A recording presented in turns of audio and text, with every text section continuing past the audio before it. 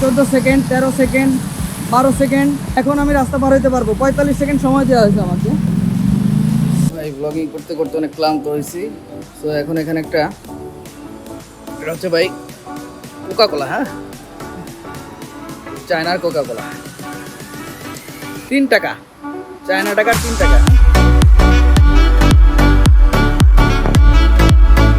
Hello guys, আজকে আমি আপনাদেরকে দেখাবো যে রাস্তা পার হওয়ার যে চায়নাতে যে নিয়ম, আসলে এখানে কিভাবে রাস্তা পার হয় মানুষ এবং ট্রাফিক রুলসগুলো কিভাবে মানা হয়, আমি সেই জিনিসটাই আজকে দেখাবো আমার ভিডিওতে। আমি আসিফ ইমন, আমার চ্যানেলের নাম স্বপ্নবাজ আসিফ। তো এই চ্যানেলের সাথে থাকুন, স্বপ্নবাজ আসিফ চ্যানেলকে সাবস্ক্রাইব করুন এবং নিত্য নতুন দেশ বিদেশের বিভিন্ন ধরনের ভিডিও পেতে এই চ্যানেলের সাথে থাকুন।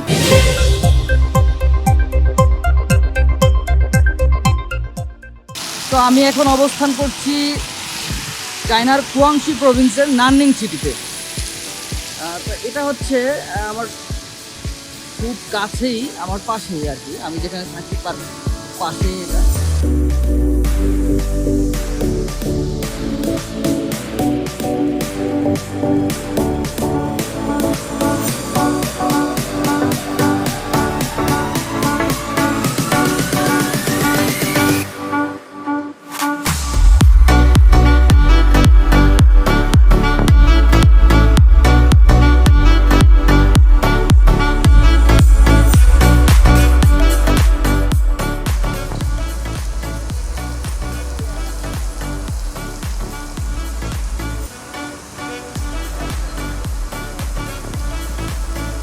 দেখেন ট্রাফিক রুলস এরা কিভাবে মানে।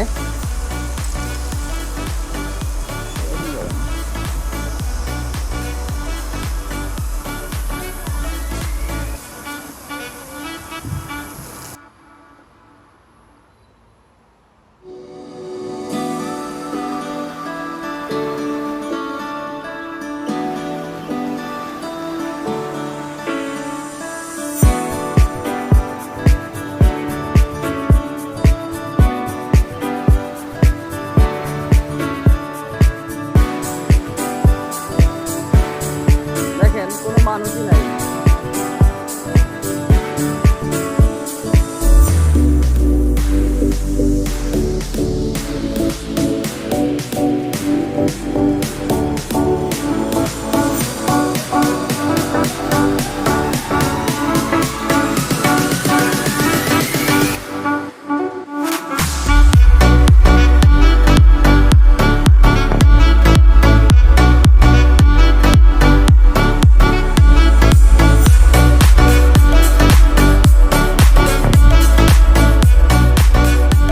আমি মেট্রো স্টেশনে একটু ঢুকবো,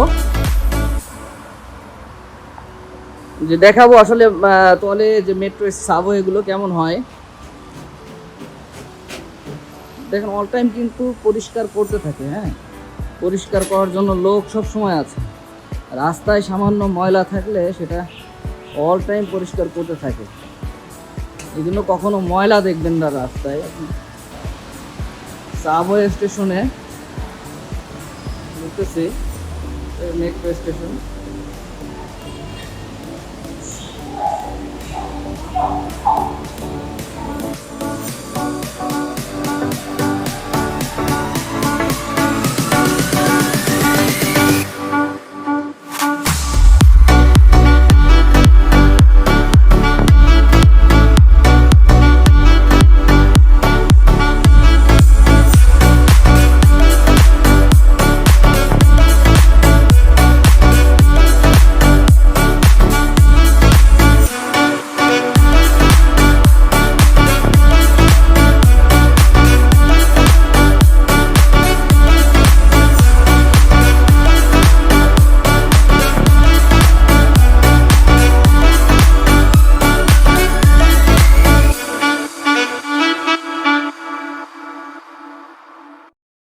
সন্ধ্যা 7:15 বাজে এখন।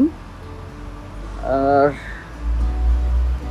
মানুষ আসলে আশেপাশে খুবই কম, মাঝে সাঝে কয়েকজন মানুষ দেখতেছি।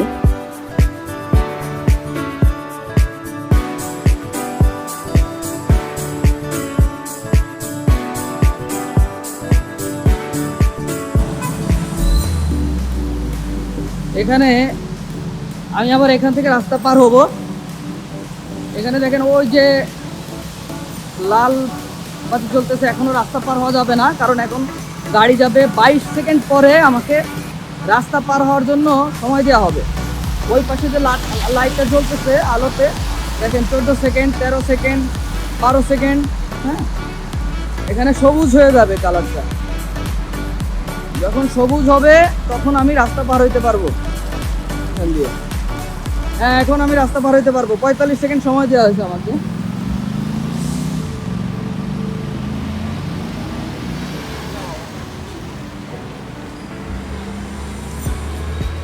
এখন আমি আবার এই দিকে যাব। এখানে আবার গাড়ি চলতেছে, 33 সেকেন্ড সময় বাকি আছে।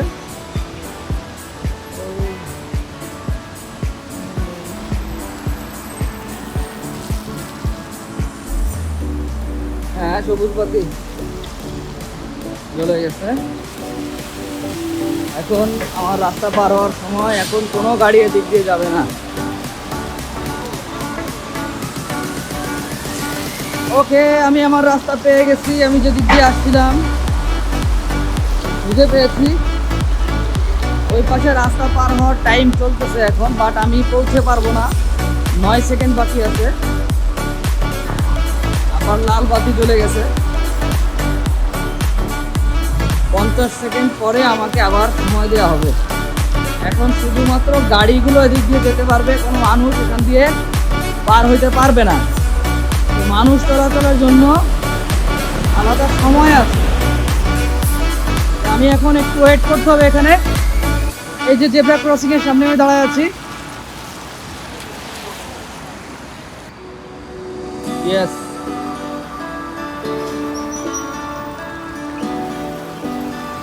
এখন সময় রাস্তা পার হচ্ছি। ওকে, পার হয়ে গেলাম।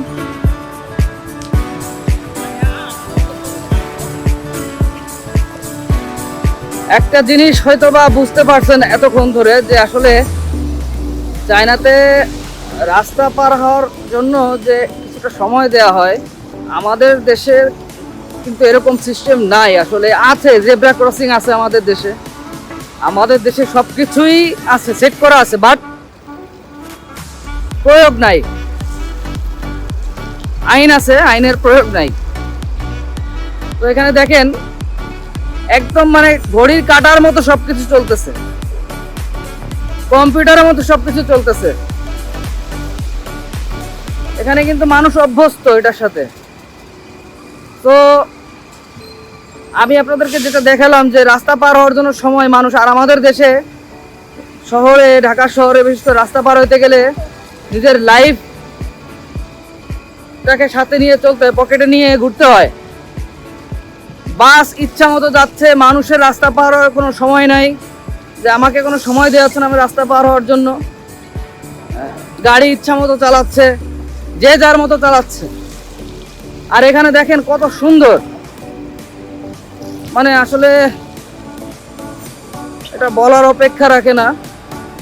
ট্রাফিক রুল মানুষ, বারবার আমি এই কথাই বলি, বারবার আমার ভিডিওতে আমি একটা কথাই বলি যে ট্রাফিক রুলস। কারণ আমি আমার কাছে সবচেয়ে কষ্ট লাগছে যেটা, আমি দেশে থাকা অবস্থায় আমি সবচেয়ে বিরক্ত যে এটা হচ্ছে ট্রাফিক রুলসের কারণে। আমি নিজে একজন বাইকার ছিলাম, বাইক চালাইতাম রাস্তায়, কিন্তু আসলে ট্রাফিক রুলস এবং রাস্তা পারাপার একজন ঢাকা শহরের একজন